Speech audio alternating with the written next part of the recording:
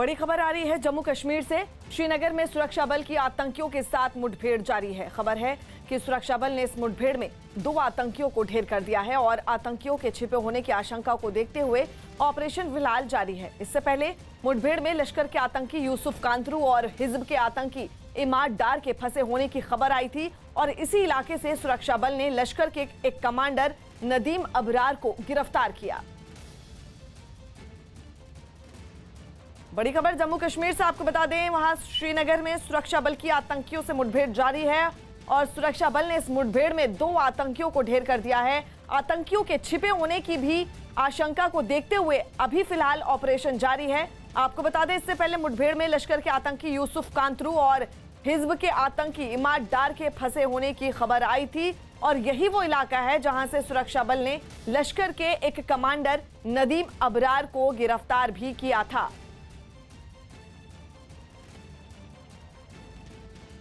जम्मू कश्मीर में एक के बाद एक हो रही आतंकी घटनाओं के बीच सुरक्षा बल को एक बड़ी कामयाबी मिली जब लश्कर के एक कमांडर को गिरफ्तार किया गया।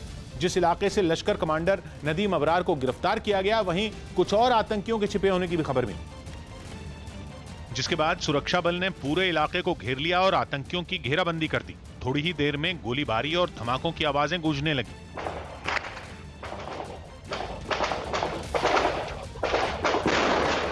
मुठभेड़ के वक्त न्यूज 18 ग्राउंड जीरो पर मौजूद रहा और फायरिंग शुरू होते ही एहतियातन रिपोर्टर को झुकना पड़ा।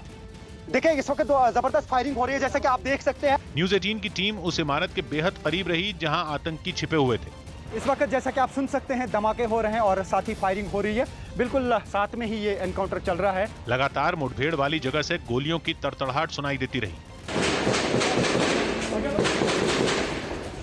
गोलीबारी तेज होने से पहले ही सेना ने काफी दूर तक इलाका खाली करवा दिया, लेकिन गोलियों का शोर काफी दूर तक सुनाई देता रहा।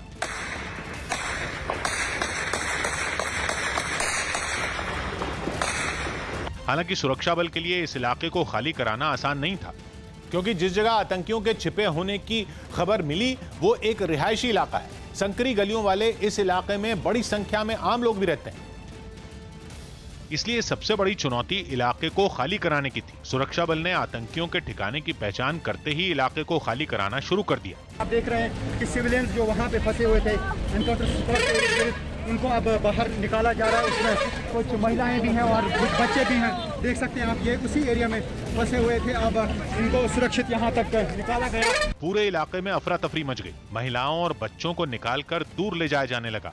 बाहर निकाले जा रहे लोगों के चेहरे पर डर और घबराहट साफ देखी जा सकती थी। इस बीच एक बुजुर्ग भी अपने घर में फंसे थे जो तेज नहीं चल सकते थे। सेना के जवान उन्हें खुद ही निकाल कर ले जाते हुए दिखे। इस मुठभेड़ के शुरू होने से पहले सुरक्षा बल ने नदीम अबरार नाम के आतंकी को गिरफ्तार किया, जो लश्कर का कमांडर बताया जा रहा है। जम्मू कश्मीर पुलिस के मुताबिक आतंकियों के खिलाफ चल रहे ऑपरेशन में नदीम की गिरफ्तारी एक बड़ी कामयाबी है। सूत्रों के मुताबिक पिछले दिनों हुई सुरक्षा बल के जवानों की हत्याओं के मामले में नदीम अबरार का हाथ हो सकता है। पुलिस अब नदीम अबरार से पूछताछ के जरिए इससे जुड़ी कड़ियां जोड़ने की कोशिश करेगी। माना जा रहा है कि नदीम की गिरफ्तारी लश्कर और टीआरएफ जैसे संगठनों को बड़ा झटका साबित हो सकती है।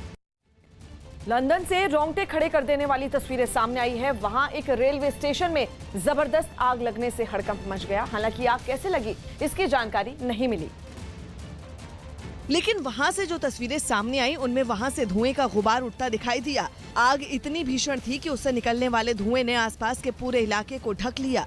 कुछ तस्वीरों में स्टेशन की इमारत से आग की लपटें निकलती हुई दिखाई थी। जिस स्टेशन में आग लगी वहां आमतौर पर काफी भीड़भाड़ होती है, ऐसे में वहां मौजूद लोग भी सहम गए। आनन फानन में दमकल की कई गाड़ियां वहां भेजी गई और आग बुझाने का काम शुरू किया गया। करीब 100 से ज्यादा दमकल कर्मी आग बुझाने में जुटे नजर आए। आग की चपेट में आने से वहां खड़ी कई गाड़ियां जलकर राख हो गईं, जबकि दूसरी चीजों को भी काफी नुकसान पहुंचा। दिल्ली में जिम खोल दिए गए। दिल्ली में करीब 2.5 महीने बाद शर्तों के साथ जिम खुल गए। जिम खोलने से पहले कोरोना से बचाव के सभी इंतजाम भी कर दिए गए। दिल्ली में आज से 50% क्षमता के साथ जिम खुल गए हैं। इस वक्त मैं मौजूद हूं लक्ष्मी नगर के एक जिम में, जहां आज से अपनी हेल्थ का ख्याल रखने वाले लोग पहुंच रहे हैं। कोरोना की दोनों वैक्सीन लगवा चुके लोगों को ही जिम में एंट्री दी जाएगी। वहीं लंबे इंतजार के बाद जिम पहुंचे लोग काफी खुश दिखाई दिए। बहुत दिक्कतें हो रही थी हमें घर पे रह करके, क्योंकि बिल्कुल भी फिजिकल कुछ हो नहीं पा रहा था। तीरंदाज दीपिका कुमारी रैंकिंग में दुनिया की नंबर 1 खिलाड़ी बन गई। उन्होंने एक दिन पहले पेरिस में विश्व कप के तीसरे चरण में 3 गोल्ड मेडल अपने नाम किए। राजस्थान में कोरोना केस कम होने के बाद धार्मिक जगहों को खोल दिया गया। इसी के तहत अजमेर दरगाह भी लोगों के लिए खोल दी गई। हालांकि इस दौरान वहां जाने वाले लोगों को सख्ती से कोरोना नियमों का पालन करना होगा। उत्तराखंड के पिथौरागढ़ में भूकंप के झटके महसूस किए गए। इसकी तीव्रता रिक्टर स्केल पर 3.7 मापी गई। जम्मू में एयरपोर्ट पर धमाकों के बाद रत्नुचक और कालूचक मिलिट्री एयर में भी आधी रात को ड्रोन देखे जाने की खबर है। पता चला है कि वहां सेना के जवानों की नजर उन पर पड़ी है और एक बड़ी साजिश को नाकाम कर दिया गया और अब जम्मू के रत्नुचक और कालूचक मिलिट्री एरिया में हाई अलर्ट है। सेना कोई नुकसान नहीं होने देना चाहती, इसलिए तलाशी अभियान भी जोरों पर चल रहा है। जम्मू में जो आतंकी साजिश है वह रुकने का नाम ही नहीं ले रही है और इस बार खबर है कालूचक इलाके की, जहां पर रात को 3 बजे सेना के इलाके में ड्रोन जैसी चीज दिखाई दी। तुरंत सेना के जवानों ने उस पर फायरिंग की। करीब 20 से 25 राउंड गोली की फायरिंग हुई, जिसके बाद इलाके में सघन सर्च अभियान शुरू कर दिया गया है। जम्मू कश्मीर के इस इलाके में इस वक्त संगीनों का पहरा है। चप्पे चप्पे पर संदिग्धों की तलाश की जा रही है। कालूचक इलाके में ड्रोन दिखने की खबर ने एक बार फिर सुरक्षा एजेंसियों के कान खड़े कर दिए हैं। महज कुछ ही घंटों के अंतराल में दूसरा मौका है जब आर्मी कैंप के ऊपर किसी संदिग्ध चीज को देखे जाने का दावा किया गया। न्यूज 18 के संदीप बोल की खबर के मुताबिक रत्नुचक और कालूचक के सैनिक क्षेत्र में ड्रोन की एक्टिविटी को नाकाम किया गया। सूत्रों के हवाले से पता चला कि 27 से 28 जून की दरमियानी रात 2 अलग अलग ड्रोन गतिविधियों को देखा गया। ड्रोन देखे जाने के तुरंत बाद हाई अलर्ट जारी कर दिया गया और तलाशी अभियान शुरू कर दिया गया। इस दौरान क्विक रिस्पांस टीम की तरफ से ड्रोन पर फायरिंग भी की गई। कि किसी भी एयरफोर्स स्टेशन में जब फॉरवर्ड बेसिस में जीपीएस जैमर्स होती हैं और ड्रोन जो है 2.4 गीगाहर्ट्ज में काम करता है, उसका भी जैमर्स होता है।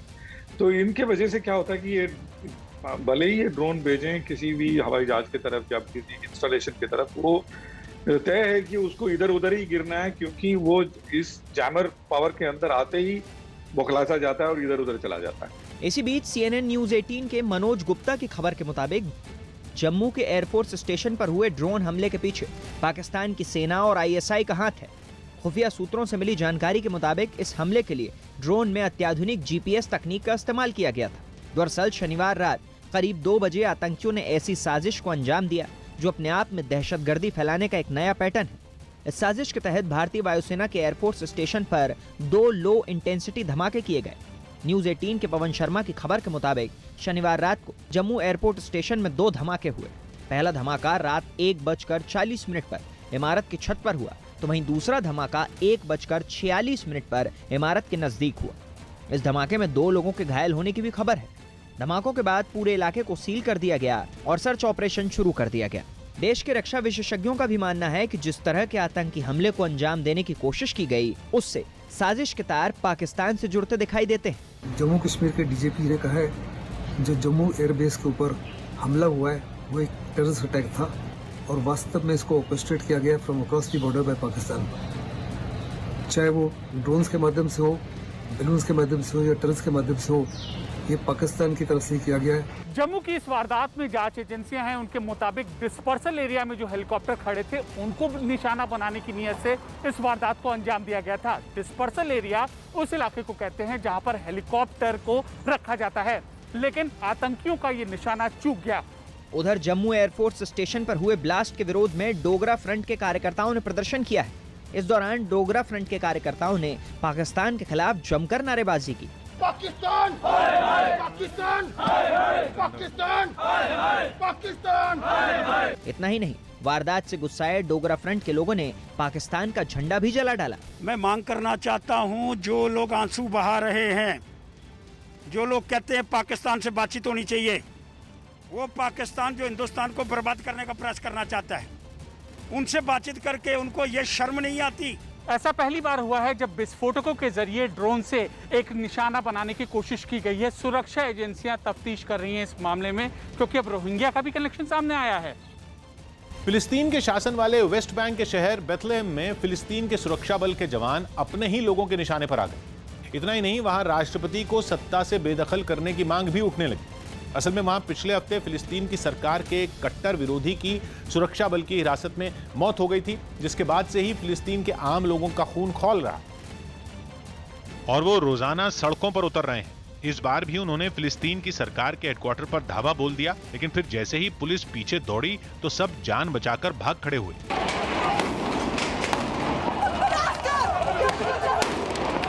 फिलिस्तीन की सरकार के आलोचक की मौत से प्रदर्शनकारी इतने गुस्से में नजर आए कि फिलिस्तीन की पुलिस के जवान भी उस गुस्से की आग में झुलसते दिखे। नतीजा ये हुआ कि प्रदर्शनकारियों को पस्त करने के लिए पुलिस ने जमकर तेज रोशनी और आवाज करने वाले स्टन ग्रेनेड फेंके,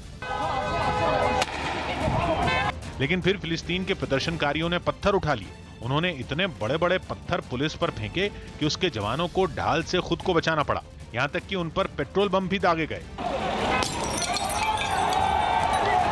प्रदर्शनकारियों ने अपनी ही सरकार की एक गाड़ी को भी नहीं छोड़ा, वो उसके ऊपर चढ़ गए और उस पर इतनी लातें मारी कि उसका कचूमर ही निकाल दिया।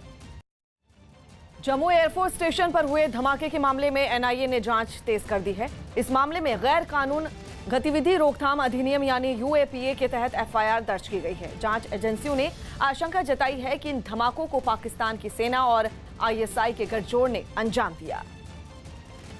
जम्मू के एयरफोर्स स्टेशन पर ड्रोन के जरिए किए गए आतंकी हमले की जांच का मामला अब देश की सबसे बड़ी सुरक्षा जांच एजेंसी एनआईए ने अपने हाथों में ले ली है और इस सिलसिले में 2 लोगों को हिरासत में भी लिया गया है और उनसे पूछताछ जारी है। रविवार को हुए जम्मू के एयरफोर्स स्टेशन पर हमले के बाद से शक की सुई पाकिस्तान के आतंकी संगठनों की तरफ घूम रही है और माना जा रहा है कि भारत के किसी भी सैन्य ठिकाने पर ड्रोन के जरिए ये पहला हमला है।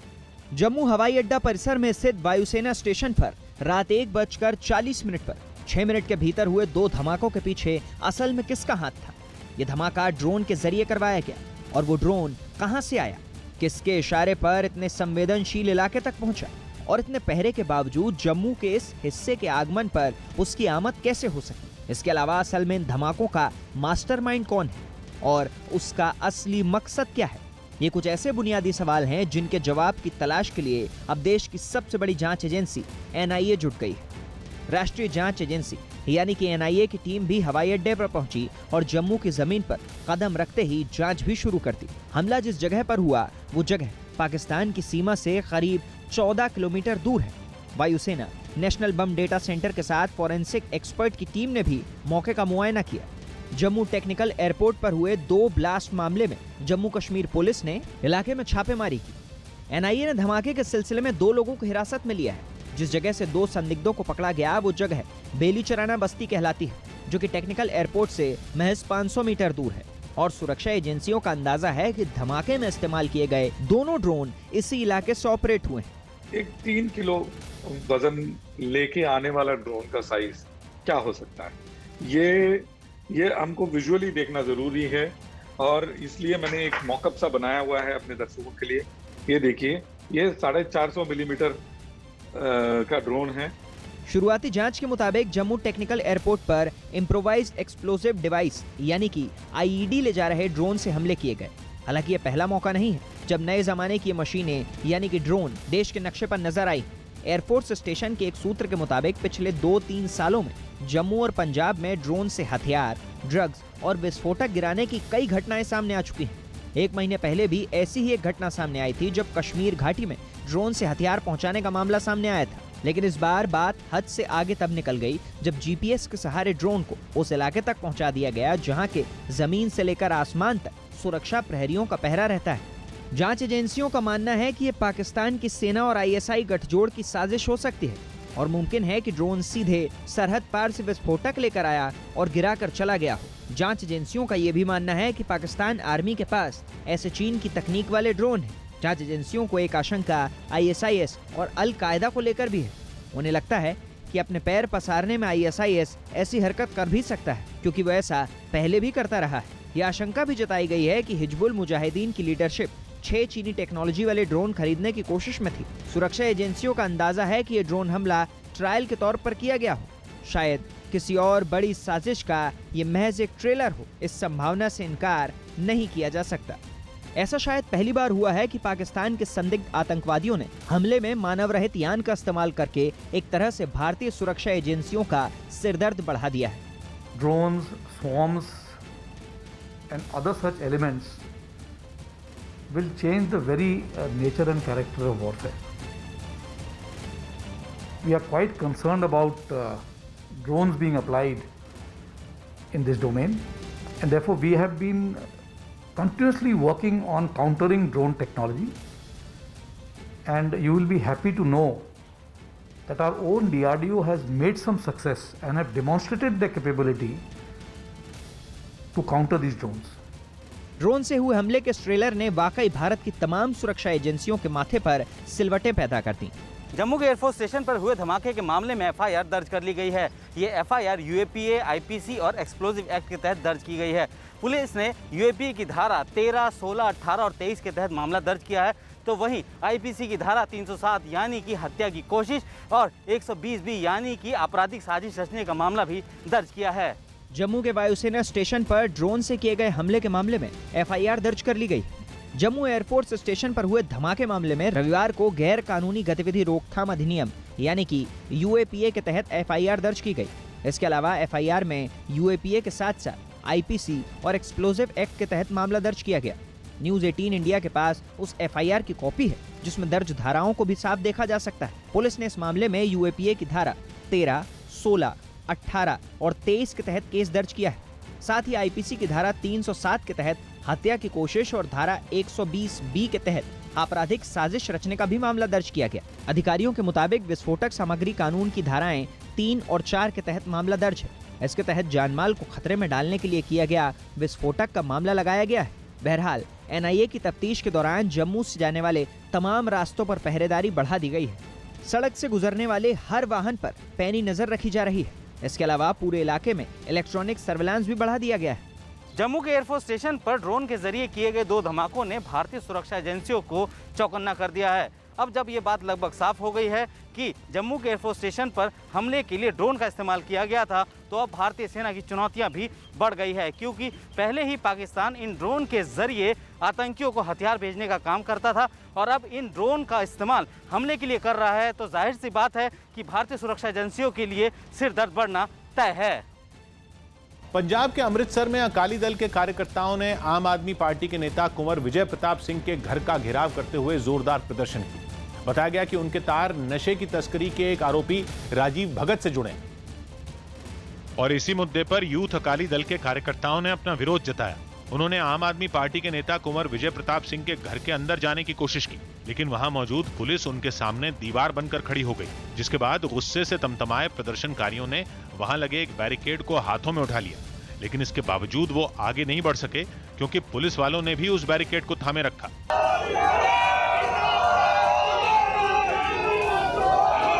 इसके बाद भी वहां काफी देर तक धक्का मुक्की होती रही। प्रदर्शनकारी बंगले के अंदर जाने में पूरी ताकत लगा रहे थे, जबकि पुलिस उन्हें रोकने में। इस हंगामे के बीच कुछ प्रदर्शनकारी बैरिकेड तोड़ते हुए निकलने में कामयाब भी हो गए, लेकिन वो ज्यादा आगे नहीं बढ़ पाए, क्योंकि आगे खड़ी पुलिस की दूसरी टीम ने उन्हें पकड़ लिया। जम्मू कश्मीर के पुलवामा में आतंकियों ने एक पुलिसकर्मी के घर में हमला किया, जिसमें पुलिसकर्मी, उनकी पत्नी और बेटी की मौत हो गई। इस हमले के पीछे आतंकी संगठन जैश-ए-मोहम्मद का हाथ होने की आशंका अब जताई जा रही है। जम्मू कश्मीर के पुलवामा इलाके में आतंकी हमले में मारे गए पूर्व एसपीओ फयाज अहमद के जनाजे में आज पूरा गांव उमड़ पड़ा।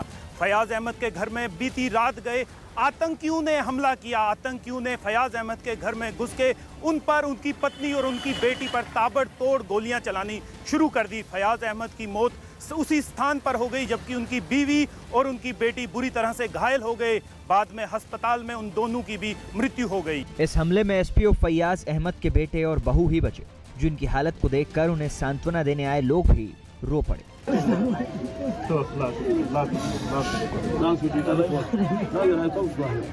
जिस परिवार में मातम के लिए बेटे और बहू ही बचे हों, वहां अगर पूरा गांव उमड़ पड़ा तो जाहिर है कि ये सब उनके विरोध में है, जिन्होंने इस कायराना हरकत और आतंकी हमले को अंजाम दिया।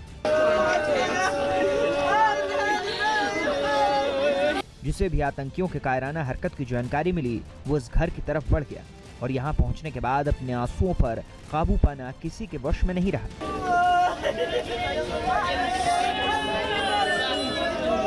और जब हम सुबह आए तो हमने यहाँ पर देखा कि 3 बंदों की मौत हो चुकी थी। एक बीवी, एक फयाज अहमद और उसकी बेटी। तो ये फैमिली इसी के साथ ख़त्म हो चुकी है, इनका अब कोई सहारा नहीं है। 10 साढ़े 10 का टाइम होगा करीबी। सुना है कि ऐसा हुआ है कि किसी ने आकर इसको मार दिया है, इसके बाप को। जो बचा है इस फैमिली में से एक लड़का है उनका, और उसका एक छोटा सा बच्चा है, और इसकी बीवी है जो इस खानदान में बची है। अब हर दिल में हुक, हर जिगर में टीस।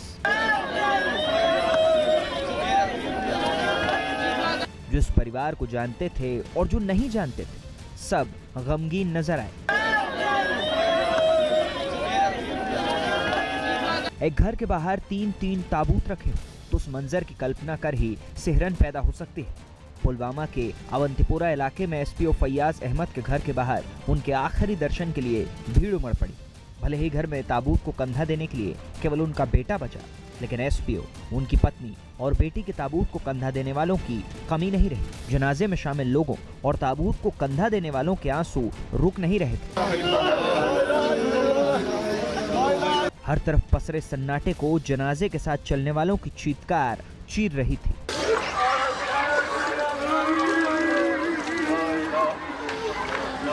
एक ही घर से जनाजा निकालने का इस सिलसिला 3 बार चला और हर बार लोगों के ना रुकने वाले आंसू और चीत्कार कुछ देर के लिए तब थमते दिखे जब सुपुर्दे खाक होने से पहले आखिरी नमाज अदा की गई।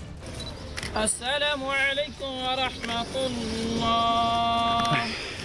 आतंकी हमले में मारे गए एक ही परिवार के 3 लोगों को सुपुर्दे खाक कर दिया गया।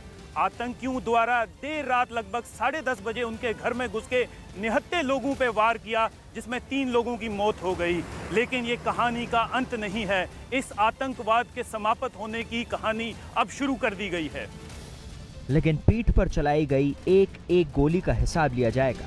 ये आतंकी हमले की जांच शुरू होते ही समझ में आने लगा है। अब तक मिली जानकारी के मुताबिक आतंकी हमला रात करीब 10:30 बजे हुआ। पुलवामा के हरिपरिगाम त्राल इलाके में 2 आतंकी एसपीओ फैयाज अहमद के घर में घुस गए। आतंकियों ने फैयाज अहमद, उनकी पत्नी और बेटी पर ताबड़तोड़ फायरिंग की और वहां से भाग गए। तीनों घायलों को फौरन अस्पताल ले जाया गया, लेकिन फैयाज अहमद और उनकी पत्नी ने रास्ते में ही दम तोड़ दिया, जबकि उनकी बेटी की इलाज के दौरान अस्पताल में मौत हो गई। हमले की खबर मिलते ही सुरक्षा बल ने इलाके को घेर कर आतंकियों की तलाश शुरू कर दी। इस मामले की गंभीरता को इसी से समझा जा सकता है कि जैसे ही एसपीओ को सुपुर्दे खाक किया गया, कश्मीर पुलिस के आईजी खुद परिवार वालों से मिलने और उन्हें सांत्वना देने पहुंच गए। आईजीपी विजय कुमार ने इस हमले के बारे में एसपीओ के बेटे से विस्तार से जानकारी ली। हमले के पीछे जैश-ए-मोहम्मद के हाथ होने का अंदेशा जताया जा रहा है। 2 टेररिस्ट आए और हुलिया से लग रहा था कि एफटी है, और उन्होंने हमारे एक एसपीओ पर अंधाधुंध फायर किया। उनकी माँ बेटी को बचाने के उसको भी फायर किया और तीनों को हॉस्पिटल ले गया गया, बाद में शहीद हो गए। हम लोग को बहुत दुख है और बहुत जल्दी इसको आइडेंटिफाई करके इसको न्यूट्रलाइज करेंगे। तो कुछ जानकारी मिली कि इस आउटफिट से है? ऑब्वियसली इस एरिया में जो मूवमेंट जैश-ए-मोहम्मद का है, इस लोकल एरिया में ये देश का ही होगा। एक तरफ केंद्र सरकार ने जम्मू कश्मीर की राजनीतिक दलों से बातचीत शुरू कर दी है और दूसरी तरफ भारतीय सेना ने आतंकियों के सफाए के लिए कमर कस ली है। इस तरह की दोहरी मार से आतंकी बौखलाहट में हैं।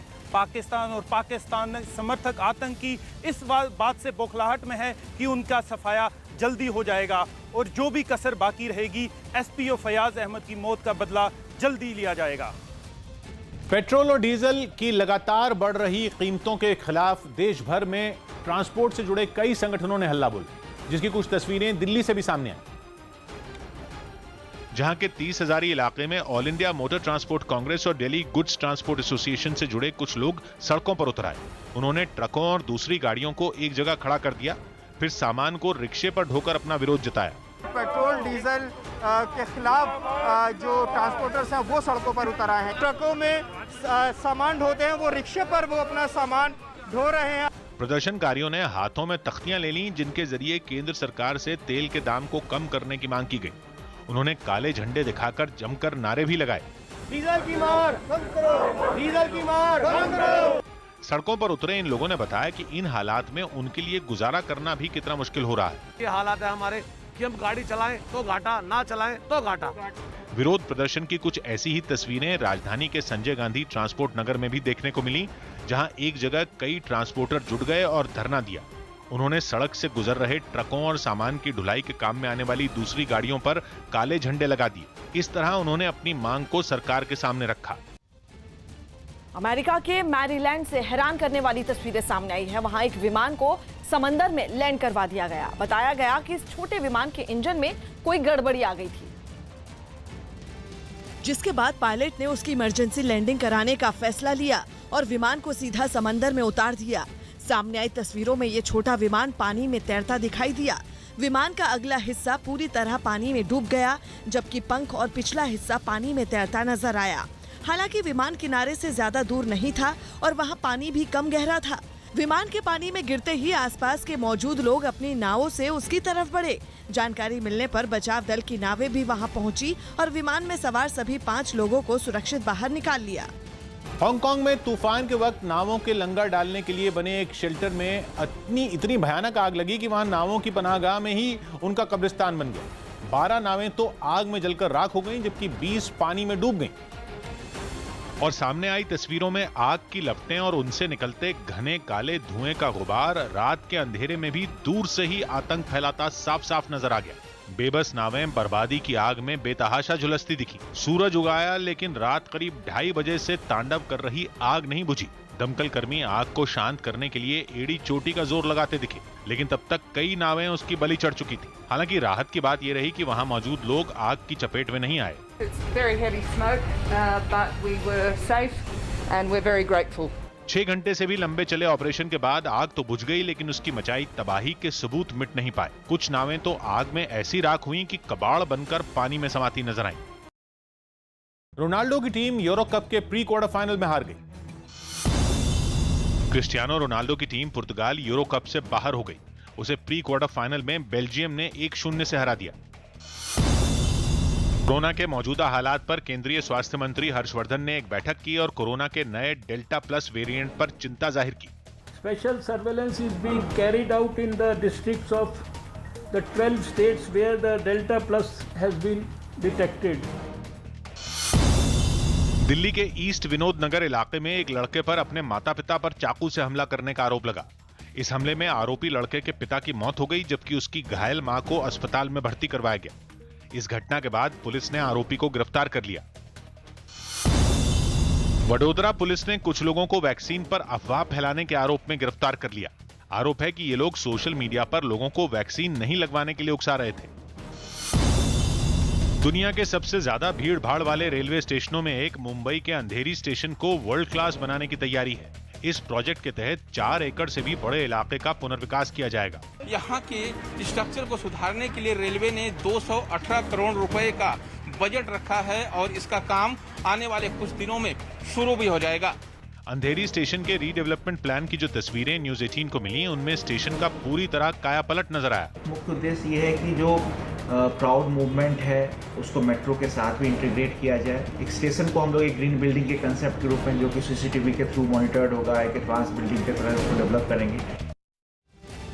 जम्मू कश्मीर और लद्दाख को अपनी वेबसाइट पर अलग देश के रूप में दिखाने वाले नक्शे को ट्विटर ने वापस ले लिया है। विवादित नक्शा सामने आने के बाद भारत में ट्विटर को कड़ी आलोचनाओं का सामना करना पड़ रहा था। खबर है कि ट्विटर की इस हरकत के लिए केंद्र सरकार सख्त कार्रवाई कर सकती है। ट्विटर ने एक बार फिर भारत सरकार को भड़काने का काम किया है। आईटी नियमों को ना मानने के लिए पहले से ही भारत सरकार के रडार पर चल रहे ट्विटर इंडिया ने इस बार बड़ी लापरवाही की है। जम्मू कश्मीर और लद्दाख को अलग देश बताते हुए उसने अपने प्लेटफॉर्म पर उसे जारी किया है। माना यह जा रहा है कि ट्विटर ने जानबूझकर भारत सरकार और भारतीयों को भड़काने की नियत से ये कदम उठाया है। हालांकि भारत सरकार ने इस मामले में कड़ी कार्रवाई करने का रुख दिखाया है। मजहब से जुड़ी भड़काऊ पोस्ट वायरल करने में बुरी तरह फंस चुके ट्विटर ने अब भारत के नक्शे के साथ छेड़छाड़ की है। ट्विटर ने दुनिया का एक नक्शा जारी किया है जिसमें जम्मू कश्मीर और लद्दाख को अलग देश दिखाया है। यानी ट्विटर के मुताबिक जम्मू कश्मीर और लद्दाख भारत का हिस्सा नहीं है, बल्कि ये दोनों भारत से अलग 2 देश बताए गए हैं। कहा जा रहा है कि ट्विटर ने जानबूझकर ऐसा नक्शा जारी किया है जो भारत सरकार को भड़काने वाला कदम है। बहुत गंभीर मामला है जिस प्रकार से ट्विटर ने जम्मू कश्मीर लद्दाख को भारत से अलग दिखाया। ये हमारी संप्रभुता को लेकर ट्विटर का प्रश्न उठाना है। ये कभी भी स्वीकारा नहीं जा सकता। वैसे भी भारतीय कानूनों को लेकर ट्विटर जो है उस पर प्रश्न उठ रहे हैं, उन कानूनों का पालन नहीं कर रहे हैं। सरकार ने इस गंभीर मामले में संज्ञान लिया है और खबर है कि जल्द ही इस बारे में ट्विटर से जवाब मांगा जाएगा। ऐसा नहीं है कि जम्मू कश्मीर जैसे संवेदनशील मामले पर ट्विटर ने पहली बार इस तरीके की लापरवाही की हो। इससे पहले भी 12 नवंबर 2020 को जम्मू कश्मीर का नक्शा गलत तरीके से दिखाने पर ट्विटर को भारत सरकार नोटिस जारी कर चुकी है। इस बार ट्विटर ने ऐसे समय में ये गलती की है जब नए आईटी नियमों को लेकर उसका भारत सरकार के साथ तनातनी चल रही है।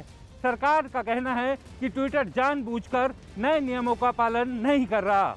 सूत्रों के मुताबिक खबर है कि ट्विटर द्वारा भारत का गलत नक्शा पेश करने पर सूचना प्रसारण मंत्रालय सख्त कार्रवाई कर सकता है, क्योंकि ट्विटर इंडिया जम्मू कश्मीर के मुद्दे से अच्छी तरह वाकिफ है और ट्विटर इंडिया की यह हरकत उकसावे के तौर पर इसलिए देखी जा रही है क्योंकि वो नए आईटी नियमों को लेकर लगातार टकराव वाला रुख अपना रहा है। इस बीच भारत में नियुक्त किए गए ट्विटर के अंतरिम शिकायत अधिकारी धर्मेंद्र चतुर ने अपने पद से इस्तीफा दे दिया है। नए आईटी नियमों के तहत भारतीय यूजर्स की शिकायतों पर कार्रवाई के लिए प्रमुख सोशल मीडिया कंपनियों में शिकायत अधिकारी की नियुक्ति जरूरी है। ऐसे में ट्विटर की ओर से भारत में नियुक्त किए गए अंतरिम शिकायत अधिकारी धर्मेंद्र चतुर का इस्तीफा कंपनी की मुश्किलें बढ़ाने वाला साबित हो सकता है। सोशल मीडिया वेबसाइट्स पर शिकायत अधिकारी का नाम और संपर्क का पता देना जरूरी है। वहीं ट्विटर ने इस पूरे मामले पर प्रतिक्रिया देने से इनकार कर दिया और इस बीच जम्मू कश्मीर और लद्दाख का गलत नक्शा जारी करके गैर जिम्मेदाराना रवैया दिखाया है। ट्विटर का दावा है कि वो लोकतंत्र समर्थक है और कानून के दायरे में रहकर अपनी बात कहने देने का सबसे बड़ा मंच भी।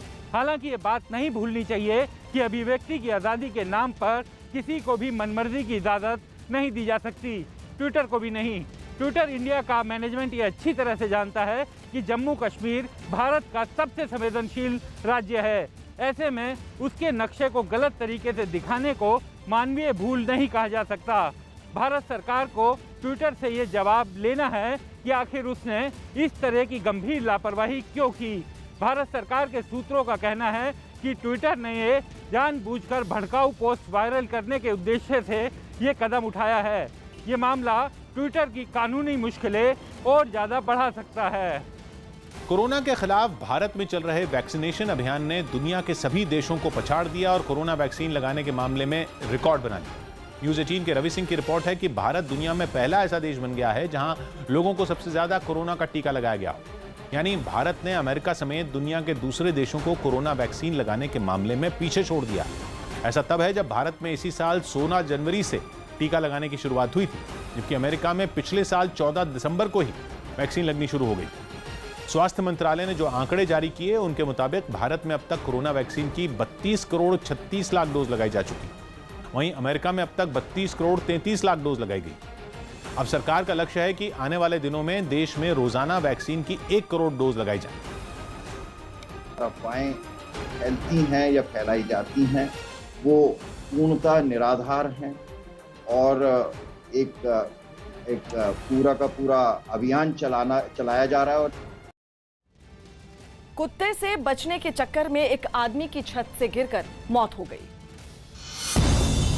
फरीदाबाद के अचीवर सोसाइटी में पड़ोसी के पालतू कुत्ते से बचने के चक्कर में एक आदमी की तीसरी मंजिल से गिरकर मौत हो गई। फरीदाबाद पुलिस ने मृतक के पिता की शिकायत पर कुत्ते के मालिक के खिलाफ लापरवाही से मौत की धाराओं के तहत मुकदमा दर्ज कर लिया है। ये सतर्कता बरतनी बहुत जरूरी है कि इसके बाद किसी के साथ ऐसा हादसा न हो। हिमाचल के सिरमौर जिले के शिलाई में बारातियों को ले जा रही एक गाड़ी करीब 300 मीटर गहरी खाई में जा गिरी। हादसे में 10 लोगों की मौत हो गई, जबकि 2 लोग घायल हैं। गाड़ी में 12 लोग सवार थे। फरीदाबाद के गुरुग्राम के रास्ते पर एक तेंदुआ मरा हुआ मिला। सड़क किनारे तेंदुए की लाश मिलने पर आसपास के लोगों ने इसकी जानकारी पुलिस को दी। बताया जा रहा है कि तेंदुए की मौत किसी गाड़ी की चपेट में आने से हुई। हैदराबाद में पुलिस ने राशन पर मिलने वाले चावल की कालाबाजारी कर रहे 4 लोगों को गिरफ्तार कर लिया। ये लोग 2 ट्रक और 2 ऑटो में चावल भरकर बेचने ले जा रहे थे। आरोप है कि ये लोग राशन पर मिलने वाले चावल को सस्ते दामों पर खरीदकर ऊंचे दाम पर बेचते थे। यूपी के आजमगढ़ में नेशनल हाईवे 233 पर एक कार में अचानक आग लग गई। जब तक कार में बैठे लोग कुछ समझ पाते, कार में लगी आग तेजी से फैल गई। जिसके बाद कार में बैठे लोग कार का शीशा तोड़कर बाहर निकले। घटना की जानकारी मिलने के बाद फायर ब्रिगेड की गाड़ी मौके पर पहुंची, लेकिन तब तक कार जलकर राख हो चुकी थी। एमपी के रीवा में एक आदमी ने अपनी प्रेमिका की हत्या कर उसे घर में दफना दिया। वारदात को अंजाम देकर आरोपी मौके से फरार हो गया। वहीं आसपास के लोगों से मिली सूचना के बाद पुलिस आरोपी के घर पहुंची और महिला के शव को बाहर निकाला। अपने लद्दाख दौरे के दूसरे दिन रक्षा मंत्री राजनाथ सिंह लेह में जवानों के बीच पहुंचे और उनका हौसला बढ़ाया। इस दौरान वहां मौजूद जवानों का जोश भी हाई दिखा। चीन की गर्दन तक आसानी से पहुंचने के लिए भारत सरकार भी LAC पर सड़कों और पुलों के प्रोजेक्ट को तेजी के साथ पूरा करने में जुटी है। इसी कड़ी में रक्षा मंत्री राजनाथ सिंह ने लद्दाख से लेकर उत्तराखंड तक BRO की कई योजनाओं का वर्चुअल उद्घाटन किया। रक्षा मंत्री राजनाथ सिंह ने चीन और पाकिस्तान को चेतावनी दी कि अगर किसी ने आंख दिखाने की कोशिश की तो उसे मुंह तोड़ जवाब दिया जाएगा।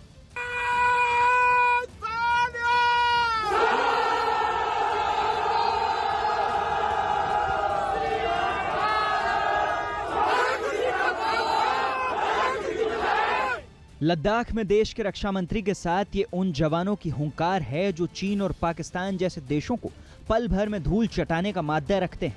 लद्दाख पहुंचे राजनाथ सिंह ने जहां चीन और पाकिस्तान को आड़े हाथों लिया, वहीं चीन तक आसानी से पहुंचने के लिए कुछ और सामरिक दरवाजों को भी खोल दिया।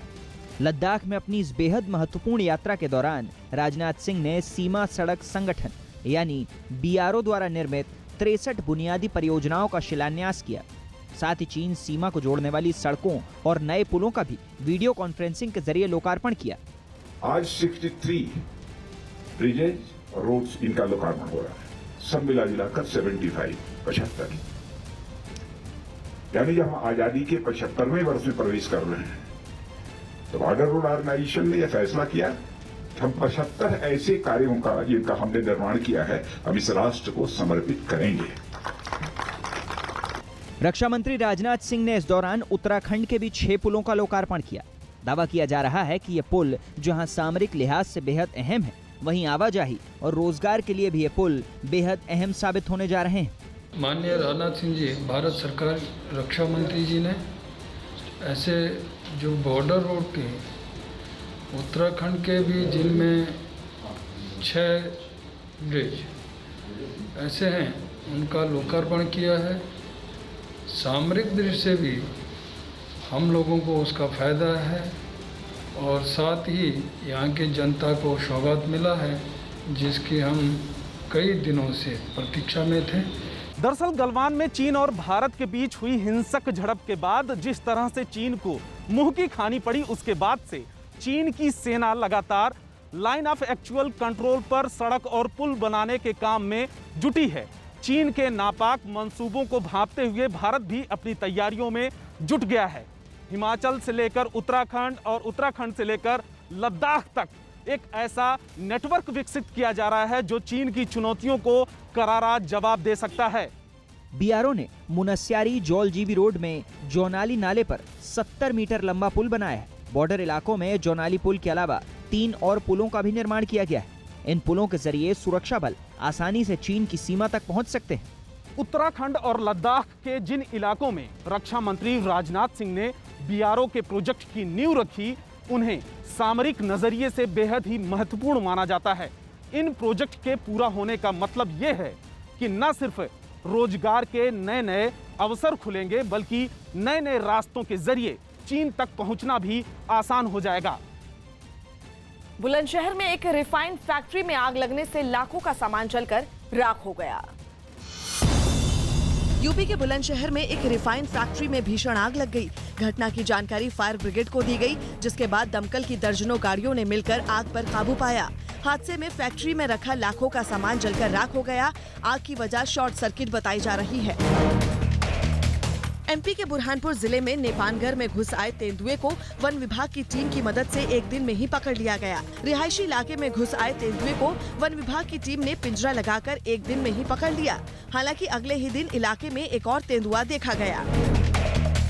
यूपी के उन्नाव में महिला दरोगा लक्ष्मी बाला ने अपने घर पर संदिग्ध हालात में जहरीला पदार्थ खा लिया। हालात बिगड़ने पर महिला दरोगा को जिला अस्पताल में भर्ती करवाया गया, जिसके बाद एसपी ने अस्पताल पहुंचकर महिला दरोगा का हालचाल लिया। पुलिस फिलहाल जहर खाने की वजह पति से विवाद को बता रही है। इस संबंध में जांच की जा रही है, तत्काल आवश्यक कार्रवाई की जाएगी। राजस्थान के चूरू में इंश्योरेंस पॉलिसी रिन्यू के नाम पर हुई ठगी के 2 और आरोपियों को पुलिस ने दिल्ली से गिरफ्तार कर लिया। चूरू की सदर थाना पुलिस ने इस गैंग के 3 सदस्यों को अब तक गिरफ्तार किया है। आरोपियों के पास से बरामद मोबाइल और लैपटॉप से पुलिस को इंश्योरेंस धारक हजारों लोगों का डेटा मिला है, जिसकी मदद से ये गिरोह धोखाधड़ी को अंजाम देता था। उनके मास्टरमाइंड के बारे में हमें लीड मिली है और हम जल्दी उसे भी दबोच लेंगे। एमपी के शाहजहांपुर में एक सड़क पर खड़ी एक कार में अचानक आग लग गई। आसपास और गाड़ियां होने की वजह से वहां अफरा तफरी मच गई, जिसके बाद मौके पर मौजूद लोगों की मदद से आग बुझाई गई, लेकिन तब तक कार पूरी तरह से जल चुकी थी। एमपी के उमरिया में नशे में धुत बेटे ने मां की हत्या कर दी। देखभाल को लेकर हुए विवाद में बेटे को इतना गुस्सा आया कि उसने मां की लाठी से पीटकर हत्या कर दी। घटना के बाद पुलिस ने आरोपी बेटे को गिरफ्तार कर लिया।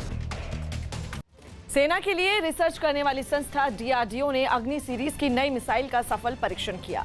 अग्नि सीरीज की एडवांस मिसाइल अग्नि प्राइम करीब 2000 किलोमीटर की दूरी तक मार कर सकती है, यानी 2000 किलोमीटर की दूरी तक दुश्मन के किसी भी ठिकाने को तबाह कर सकती है। भारत के पूर्व राष्ट्रपति एपीजे अब्दुल कलाम को मिसाइल मैन कहा जाता है और आज उन्हीं के नाम पर स्थित उड़ीसा के एक टापू से भारत ने मिसाइल तकनीक के क्षेत्र पे नई उड़ान भरी है।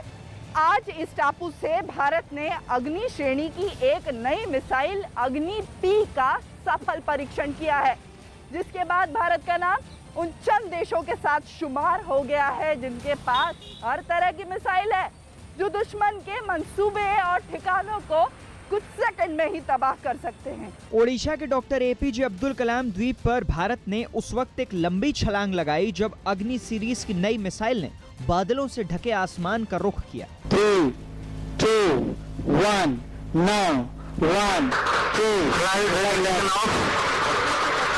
बादलों को चीरते हुए मिसाइल जैसे ही हवा में ऊपर उठी, भारत के हौसले, हिम्मत और रुतबे का ग्राफ भी आसमान की ओर उठ गया।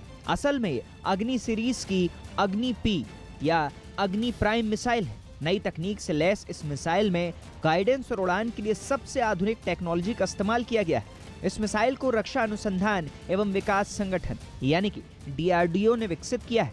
ये विश्व के सर्वश्रेष्ठ मिसाइलों की श्रेणी में आता है, या यूं कहें कि पिछले लगभग 2 दशकों में भारत ने जो प्रौद्योगिकी के क्षेत्र में हमने तरक्की की है, जो नई नई टेक्नोलॉजीज हमने विकसित की अलग अलग मिसाइलों के लिए, ये उनका समावेश है अग्नि पी में। सरकारी सूत्रों के हवाले से कहा कि अग्नि सीरीज की ये मिसाइल मिश्रित धातुओं से बनी है और परीक्षण में इसने अपने सभी मानकों को पूरा करते हुए लक्ष्य को भेदा है। जानकारी के मुताबिक अग्नि 1 एक सिंगल स्टेज मिसाइल थी, जबकि अग्नि प्राइम की 2 स्टेज हैं। अग्नि प्राइम का वजन भी अग्नि सीरीज की दूसरी मिसाइलों के मुकाबले बेहद हल्का है। 4000 किलोमीटर की रेंज वाली अग्नि 4 और 5000 किलोमीटर की रेंज वाली अग्नि 5 से इसका वजन बहुत कम है। अग्नि प्राइम परमाणु हथियार ले जाने में सक्षम मिसाइल है और उसकी रेंज 1000 से 2000 किलोमीटर तक है। अग्नि पी परमाणु अस्त्र ले जाने में सक्षम है। जो बढ़ी हुई क्षमताएं हैं, जो सटीकता है, जो अधिक विश्वसनीयता है, बेशक ये भारत के शत्रुओं के मन में और अधिक भय पैदा करेगी। अर्थात भय का अर्थ है एक और अधिक डेटरेंस। तो जो डेटरेंस वैल्यू है उसमें इजाफा होगा। 700 से 900 किलोमीटर की रेंज वाली अग्नि 1 का 1989 में परीक्षण किया गया था और फिर उसे 2004 से सेना में शामिल किया गया था। अग्नि-पी की खासियत ये है कि इसे रेल और सड़क मार्ग कहीं से भी लॉन्च किया जा सकता है। इसे लंबे समय तक एक जगह पर रखा जा सकता है और जरूरत पड़ने पर भारत में कहीं भी इसे ले जाया जा सकता है। इसकी मारक क्षमता 1 से 2000 किलोमीटर तक बताई जा रही है। डीआरडीओ के जरिए विकसित इस मिसाइल में एक ही साथ कई खूबियां हैं। ये अग्नि मिसाइल सीरीज की सबसे आधुनिक और अगली पीढ़ी की मिसाइल है, जिसका वजन अग्नि 3 से 50% तक कम है। बेहद हल्की होने की वजह से इसकी मारक क्षमता काफी बढ़ जाती है। सूत्रों की माने तो इस मिसाइल को बनाकर एक तरह से भारत ने हिंद महासागर और प्रशांत महासागर क्षेत्र में अपनी पहुंच और मारक क्षमता दोनों ही बढ़ा ली। यानी भारत प्रशांत महासागर में दुश्मन के युद्धपोतों को भी तहस नहस कर सकता है। जिस तरह से भारत का जो औद्योगिक क्षमताओं में वृद्धि हुई है, ये बेशक अंतर्राष्ट्रीय बाजार में, मैं न्यूक्लियर मिसाइल की बात नहीं करता, जो बाकी मिसाइल हैं उसके क्षेत्र में भारत की पकड़ को बेहद मजबूत करेगा, क्योंकि ये जो औद्योगिक क्षमताएं हैं ये वह है जो विश्व में भारत को अग्रणी श्रेणी में खड़ा करती है। अग्नि सीरीज की भारत में 5 मिसाइलों का सफलतापूर्वक विकास और परीक्षण किया जा चुका है। 2 स्टेज और सॉलिड फ्यूल पर आधारित अग्नि प्राइम मिसाइल को एडवांस रिंग लेजर गैनरोस्कोप पर आधारित नेविगेशन सिस्टम से गाइड किया जाता है। डबल स्टेज वाले अग्नि प्राइम को सड़क और मोबाइल लॉन्चर दोनों से दागा जा सकता है। सूत्रों की माने तो आने वाले दिनों में भारत और कई ताकतवर मिसाइलों का परीक्षण कर सकता है। भारत मिसाइल के क्षेत्र में अब पूरी तरह से आत्मनिर्भर हो चुका है। दुनिया के नक्शे पर भारत एक नए और ताकतवर देश के रूप में उभरा है, जिसके पास अपनी मिसाइल ताकत है। मिसाइल टेक्नोलॉजी या अन्य साजो सामान के लिए भारत अब किसी भी देश पर निर्भर नहीं है। मेक इन इंडिया के तहत भारत के वैज्ञानिक न सिर्फ स्वनिर्भर हैं, बल्कि अपनी मेहनत और लगन से इस नई मिसाइल को तैयार किया और इसका सफल परीक्षण भी किया। कई देश भारत की इन मिसाइलों की मांग कर रहे हैं, लेकिन साथ ही ये भी तय है कि कई देश इस सफल परीक्षण के बाद भारत पर आंखें तरे रहेंगे।